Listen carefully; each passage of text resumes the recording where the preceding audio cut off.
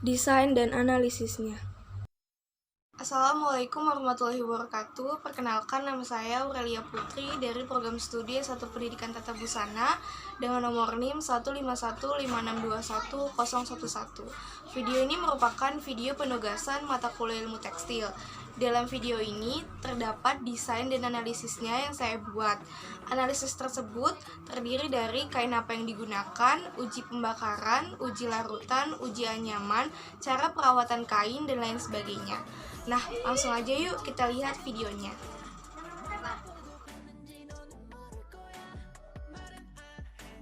Ini merupakan proses menggambar desain, ditebalkan dengan menggunakan drawing pen, lalu bekas pensilnya dihapus. Setelah itu melakukan pewarnaan sesuai dengan motif warna pada jenis kain yang akan digunakan.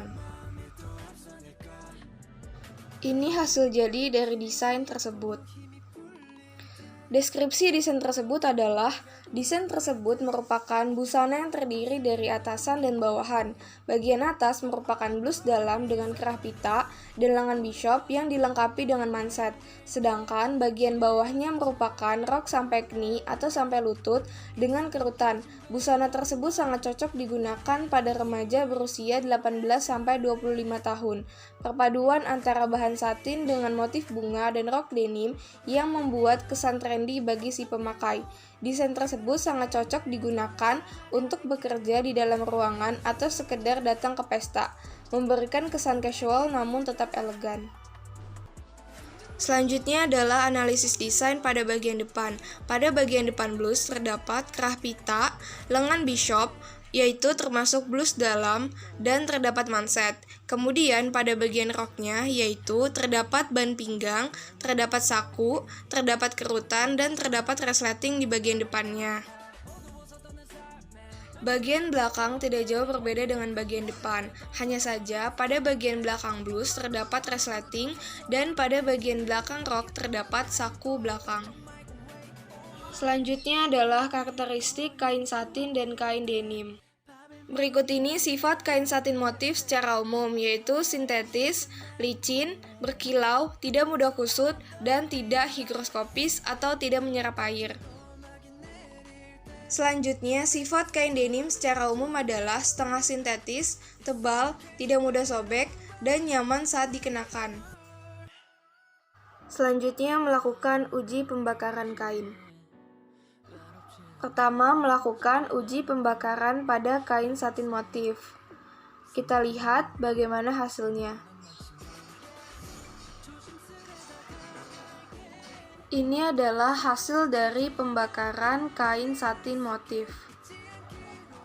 Hasil dari uji pembakaran tersebut adalah baunya seperti plastik terbakar, kain mengerut dengan api, abu lengket mengeras, dan api merambat perlahan. Ini merupakan ciri dari kain sintetis.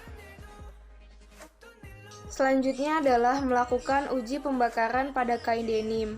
Kita lihat bagaimana hasil uji pembakaran pada kain denim ini. Nah, ini dia hasilnya. Hasil setelah melakukan uji pembakaran pada kain denim. Hasilnya adalah kain denim merupakan campuran serat polyester dan katun. Lalu langsung padam setelah sumber api dialihkan dan abunya halus sedikit menggumpal. Selanjutnya melakukan uji larutan pada kain. Kain direndam kepada 3 jenis larutan. Ini larutan yang pertama mengandung garam dan cuka yang diibaratkan sebagai keringat kita. Rendam kain selama 5 menit dan lihat hasilnya. Selanjutnya adalah rendam kain pada larutan sabun cuci, tunggu 5-15 menit, lalu lihat hasilnya.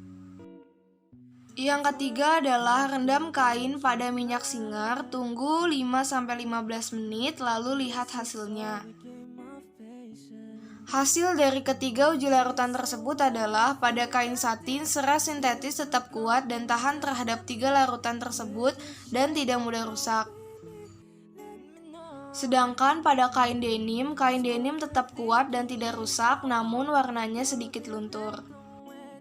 Selanjutnya, melakukan uji anyaman pada kain. Pertama, pada kain satin motif, ini adalah foto sebelum dan sesudah di zoom. Kain satin motif termasuk ke dalam kain anyaman satin, yaitu anyaman dasar yang ketiga yang dapat dibuat pada alat tenun mesin biasa. Efek-efek yang panjang baik ke arah lusi maupun ke arah pakan menempati sebagian besar permukaan kain. Pada kertas desain terlihat bahwa tidak ada titik silang yang berhimpit, melainkan tersebar merata.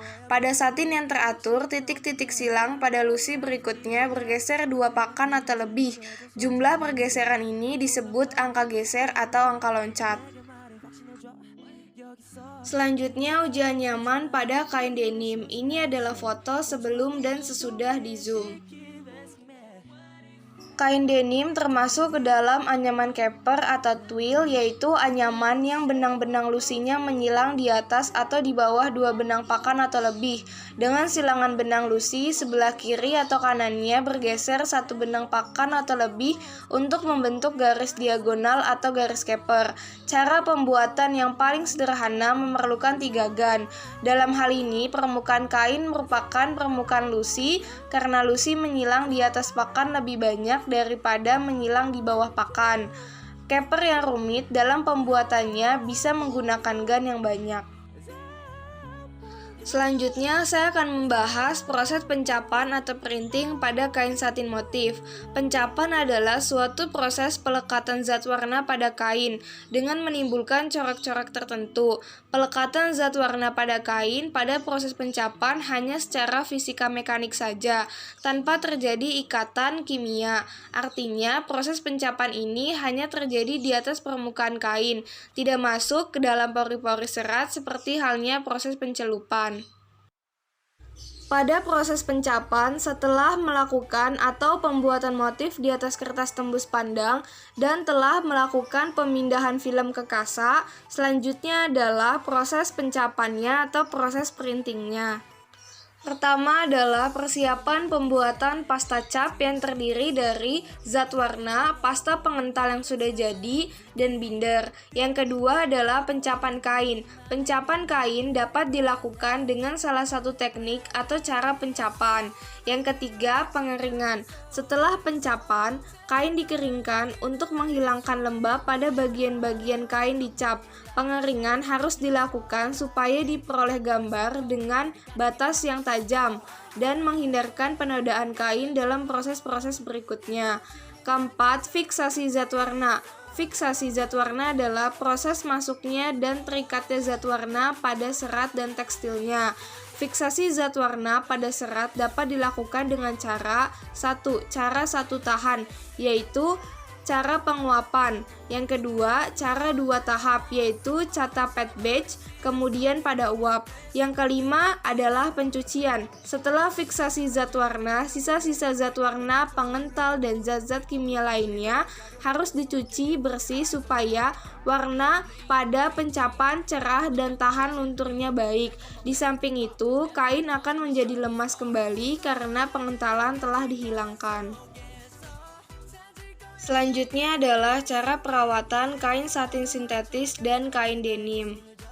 Pertama, kain satin sintetis yang pada umumnya tahan terhadap kerutan dan lipatan. Pakaian berbahan sintetis ini dapat dicuci dengan mesin cuci. Gunakan air hangat dan deterjen sesuai dengan jenis mesin cuci yang digunakan. Selanjutnya, perawatan pada kain denim. Saat mencuci kain denim, pisahkan denim dari baju lain. Sebaiknya tidak melakukan proses perendaman karena denim mudah luntur. Direndam menggunakan air hangat dan hindari pencucian dengan pemutih. Sekian yang dapat saya sampaikan mengenai analisis desain tersebut. Kurang lebihnya mohon maaf. Terima kasih. Wassalamualaikum warahmatullahi wabarakatuh.